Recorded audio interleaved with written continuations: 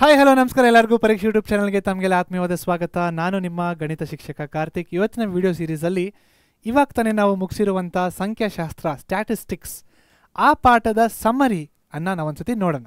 Summary ಅಂದರೆ basically ಏನಿರುತ್ತೆ, ನಾವು ನೋಡಿರುವಂಥ ಎಲ್ಲ ಸಿದ್ಧಾಂತಗಳು ಹಾಗೂ ಅದರ ಸೂತ್ರಗಳು, ಅಂದರೆ ನಾವು ನೋಡಿರುವಂಥ ಕಲ್ತಿರುವಂಥ ಎಲ್ಲ ಕಾನ್ಸೆಪ್ಟ್ಸ್ ಹಾಗೂ ಅದರ ಫಾರ್ಮುಲಾಸಿನ ಒಂದು ಚಿಕ್ಕ ರಿವಿಷನ್ ಥರ ಇತ್ತು. ಓಕೆ, ಸೊ ಸಮ್ಮರಿ ಮಾಡ್ತಿರೋದಕ್ಕೆ ಕಾರಣ ಏನು, ನಾವು ಎಷ್ಟು ಓದಿರ್ತೀವೋ ಅಷ್ಟು ನಮ್ಮ ತಲೆಯಲ್ಲಿ ಇರುತ್ತೆ, ಬಟ್ ಅದು ಆದಷ್ಟು ಬೇಗ ಮರ್ತೋಗ್ತಾ ಇರುತ್ತೆ.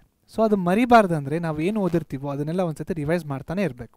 ಓಕೆ, ಸೊ ಸ್ಟ್ಯಾಟಿಸ್ಟಿಕ್ಸ್ ಸಂಖ್ಯಾಶಾಸ್ತ್ರದಲ್ಲಿ ಮೊದಲನೆಗೆ ಬರ್ತಾ ಇರುವಂತಹ ಸಿದ್ಧಾಂತ ಯಾವುದು ಅಂದರೆ ಮೀನ್ ಆಫ್ ಗ್ರೂಪ್ ಡೇಟಾ, ವರ್ಗೀಕೃತ ದತ್ತಾಂಶಗಳ ಸರಾಸರಿ. ಇದರಲ್ಲಿ 3 ಮೆಥಡ್ಗಳಿದ್ದಾವೆ. ಮೊದಲನೇ ಮೆಥಡ್ ಯಾವುದು, ನೇರ ವಿಧಾನ, direct method, summation f i x i divided by summation f i. ಎರಡನೆಯ ಮೆಥಡ್ ಯಾವುದು, ಅಂದಾಜು ವಿಧಾನ ಅಂದರೆ assumed mean method, a plus summation f i d i divided by summation f i. ಮೂರನೆಯ ಮೆಥಡ್ ಯಾವುದು, ಸ್ಟೆಪ್ ಡಿವಿಯೇಷನ್ ಮೆಥಡ್. ಅದೇನಂತ ಕೊಟ್ಟಿದ್ದಾರೆ, x bar is equal to a plus summation f i u i divided by summation f i times h ಅಂತ ಕೊಟ್ಟಿದ್ದಾರೆ. Okay, so ಇಲ್ಲಿ F i x i divided by F I ನೇರ ವಿಧಾನ, direct method ಯಾವಾಗ ಬೇಕಾದರೂ use ಮಾಡ್ಬೋದು. Assumed mean method ಯಾವಾಗ use ಮಾಡಬೇಕು, ನಂಬರ್ಸ್ ದೊಡ್ಡದಾಗಿರಬೇಕಾದ್ರೆ ಅಸ್ಯೂಮ್ಡ್ ಮೀನ್ ಮೆಥಡ್ನ ಯೂಸ್ ಮಾಡಬೇಕು. ಅದೇ ಸ್ಟೆಪ್ ಡಿವಿಯೇಷನ್ ಮೆಥಡ್ ಇದನ್ನು ಯಾವಾಗ ಯೂಸ್ ಮಾಡಬೇಕು, ಯಾವಾಗ ಡೇಟಾ ಅಲ್ಲಿ ಎಲ್ಲ ನಂಬರ್ಗೂ ಕಾಮನ್ ಫ್ಯಾಕ್ಟರ್ ಇದ್ದಾಗ ಸ್ಟೆಪ್ ಡಿವಿಯೇಷನ್ ಮೆಥಡ್ನ ಯೂಸ್ ಮಾಡಬೇಕು. Clear? Okay, all right. Next, mode of group data,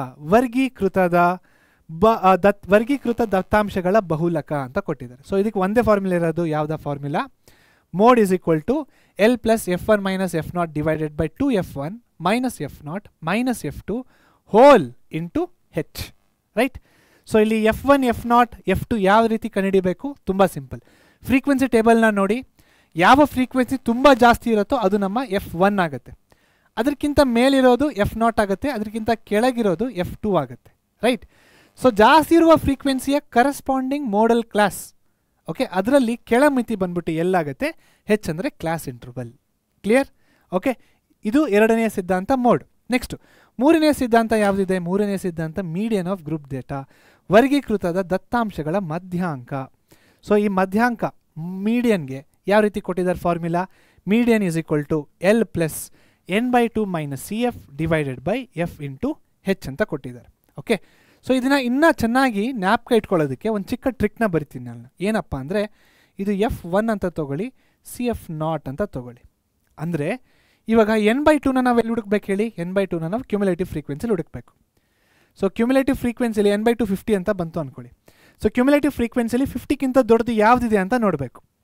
so ಯಾವುದಿರುತ್ತೆ ನೋಡಿ, ಅದು ನಮ್ಮ ಮೀಡಿಯನ್ ಕ್ಲಾಸ್ ಆಗುತ್ತೆ. ಅದರ ಕರೆಸ್ಪಾಂಡಿಂಗ್ ಫ್ರೀಕ್ವೆನ್ಸಿ ಎಫ್ ಒನ್, ಅದು ನಮ್ಮ ಫ್ರೀಕ್ವೆನ್ಸಿ. ಬಟ್ ಸಿ ಎಫ್ ಯಾವ್ದು ತೊಗೋಬೇಕು, ಈ ಎಫ್ ಒನ್ಗಿಂತ ಮೇಲಿರುವ ಸಿ ಎಫ್. ಸೊ ಅದಕ್ಕೆ ನಾನು ಸಿ ಎಫ್ ನಾಟ್ ಅಂತ ಬರೆದಿದ್ದೀನಿ. ಸೊ ಇಲ್ಲಿ ಹೇಗೆ F not F to, F not ಅಂದರೆ ಮೇಲೆ, ಎಫ್ ಟು ಅಂದರೆ ಕೆಳಗೆ ಅಲ್ವಾ. ಸೊ ಇಲ್ಲಿ ಎಫ್ ಒನ್ ಅಂತ ಅಂದ್ಕೊಳ್ಳಿ, ಇದನ್ನು ಎಫ್ ಒನ್ ಅಂತ ಅಂದ್ಕೊಂಡ್ರೆ ಏನಾಗುತ್ತೆ, ಸಿ ಎಫ್ ನಾಟ್ ಮೇಲೆ ಇದೆ. ಸೊ ಮೇಲ್ಗಡೆ ಇರುವಂಥ ಕ್ಯುಮುಲೇಟಿವ್ ಫ್ರೀಕ್ವೆನ್ಸಿನ ತೊಗೊಂಡು ಹೆಚ್ ಅಂದರೆ ಮತ್ತೆ ಕ್ಲಾಸ್ ಇಂಟರ್ವಲ್. ಕ್ಲಿಯರ್? ಓಕೆ, ಇದು ಕೂಡ ಅರ್ಥ ಆಗಿದೆ ಅನ್ಕೋತೀನಿ. ನೆಕ್ಸ್ಟು, ಕೊನೆಯದಾಗಿ ಬಂದಿರುವಂತಹ ಸಿದ್ಧಾಂತ ಯಾವುದು, ರಿಲೇಷನ್ಶಿಪ್, ಸಂಬಂಧ. ಯಾವುದರ ನಡುವೆ, relationship between mean, median and mode. ಸರಾಸರಿ, ಮಧ್ಯಾಂಕ ಹಾಗೂ ಬಹುಲಕ ನಡುವೆ ಇರುವ ಸಂಬಂಧ ಏನಂತ ಕೊಟ್ಟಿದ್ದಾರೆ, 3 median is equal to mode plus 2 mean. Right? So ಇಷ್ಟು ಏನಿದು ನಮ್ಮದು ಸ್ಟ್ಯಾಟಿಸ್ಟಿಕ್ಸ್ ಸಂಖ್ಯಾಶಾಸ್ತ್ರದ ಸಮ್ಮರಿ, ಸಾರಾಂಶ ವಿಡಿಯೋ. ರೈಟ್? ಸೊ ಇಲ್ಲಿಗೆ ಈ ಸಮ್ಮರಿ ವಿಡಿಯೋ ಮುಗಿದಿದೆ. ಮತ್ತು ನಾನು ನಿಮಗೆ ಮುಂದಿನ ಪಾಠದಲ್ಲಿ ಸಿಗ್ತೀನಿ. ಅಲ್ಲಿವರೆಗೂ ಟೇಕ್ ಕೇರ್, ಶೇರ್ ಮಾಡಿ, ನಿಮ್ಗೆ ಇಷ್ಟ ಆಗಿದ್ರೆ, ಹೆಲ್ಪ್ ಆಗಿದ್ರೆ ಲೈಕ್ ಮಾಡಿ, ಪರೀಕ್ಷೆ ಸ್ಟೇ ಟ್ಯೂನ್ಡ್ ಆಗಿರಿ. Thank you so much.